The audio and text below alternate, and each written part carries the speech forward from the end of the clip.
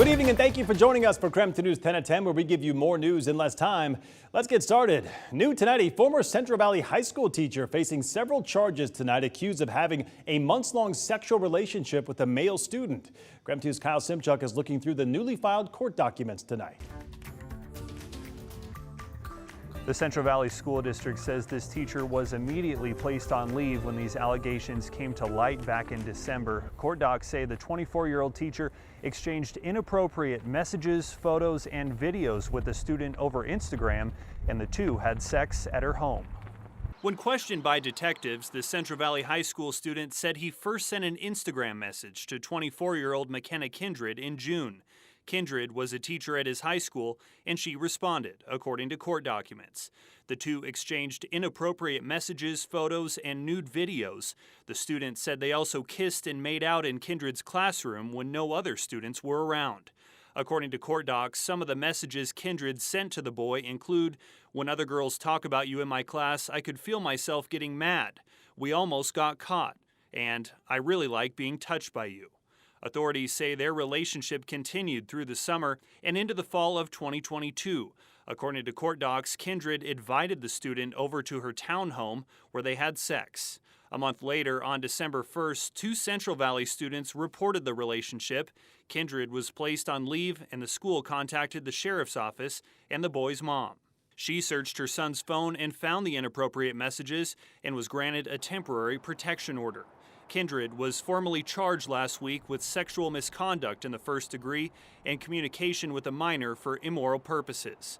In a statement to KREM 2, a district spokesperson said, quote, "We recognize and understand the concerns regarding the charges filed towards the teacher. Please know that we take these matters very seriously, as student safety is our utmost priority. This is a legal matter with the prosecuting attorney's office. The teacher in question has submitted her resignation." KREM 2 reached out to an attorney representing Kindred listed in court docs. At this time, we have not received a response. At this point, it does not appear that Kindred has been arrested. She has, however, received a summons to appear in court. She's scheduled to be arraigned on May 3rd. Reporting in Spokane Valley tonight, Kyle Simchuk, KREM 2 News. The Coeur d'Alene School District is preparing to declare a financial emergency. In less than 24 hours, the school board will hold a special meeting to make that decision. Today, the district sent an email to all of its employees walking them through exactly what to expect through the, quote, critical next few weeks. It's all in anticipation of an election in May where voters will decide whether the district will receive an extra $25 million in funding. The superintendent described the situation today saying, quote, "The district is living in two separate realities right now, planning for two different futures, operating through the next school year with the levy funding or operating without it." And happening tomorrow, a man charged with killing a woman after hitting her with his tow truck is expected to be sentenced in the morning. Jonathan Reiser admitted to smoking marijuana the night before and taking a pill just hours before the crash. The prosecution says he has meth in his system and was acting recklessly. Reiser could face as much as 9 years in prison.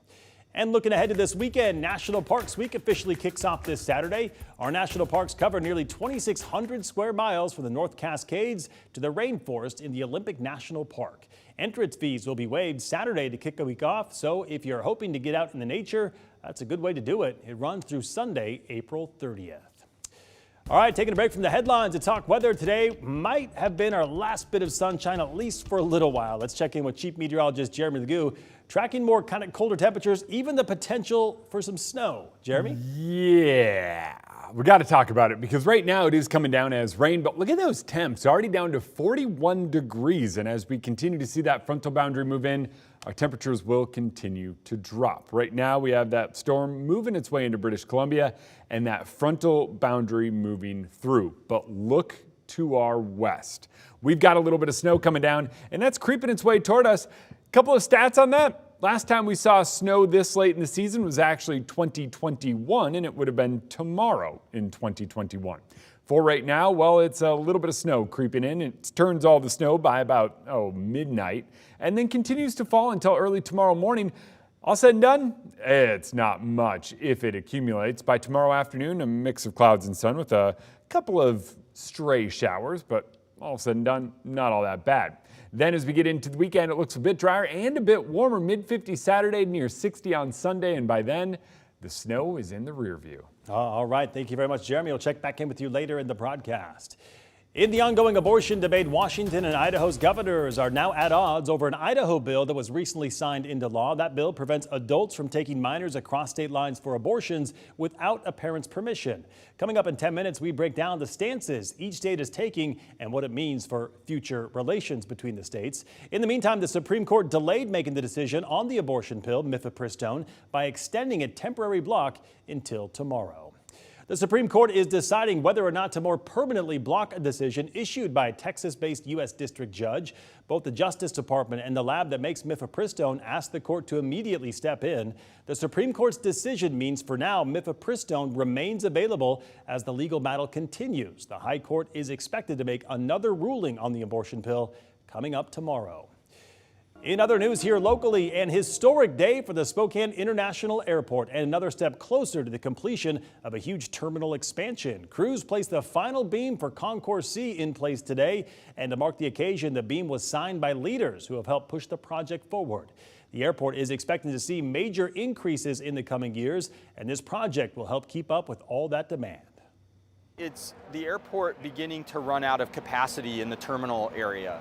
So making sure that we have enough gates to sustain the growth as our regional economy grows, that's really what the driver is behind the project.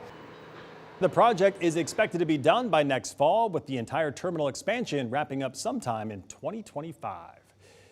And now to our night beat with a quick look at the day's top stories. Proponents of a new Spokane County jail unveiled plans to help alleviate overcrowding. The $305 million project would increase the county jail capacity to more than 1,300 beds by the year 2028.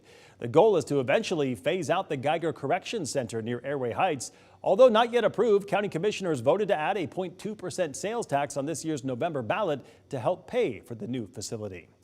Spokane Valley Police looking for a man who allegedly exposed himself to two girls at a school's parking lot. Those two girls told police the suspect got their attention, then proceeded to lift his shirt and expose himself.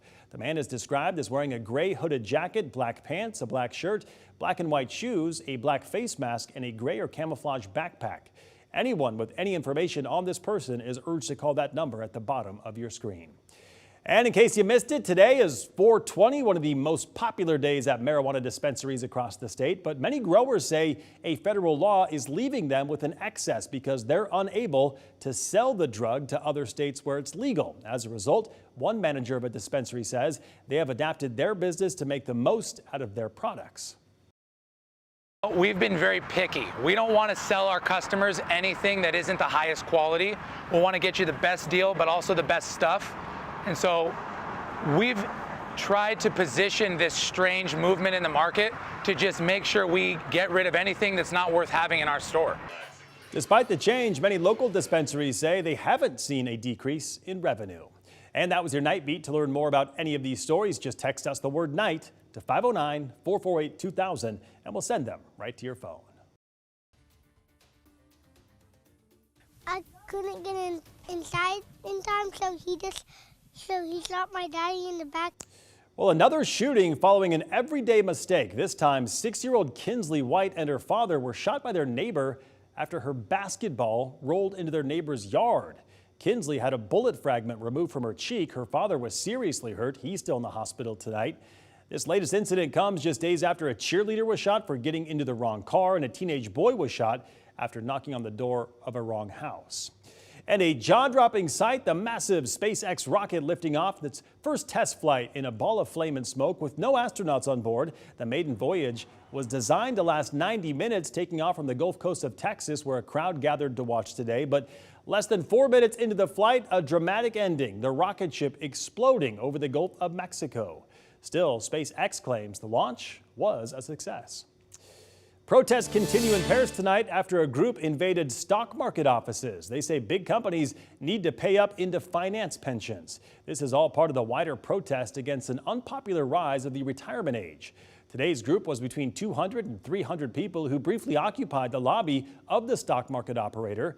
They brought red smoke flares, Union Jack flags, and chanted to make their messages heard.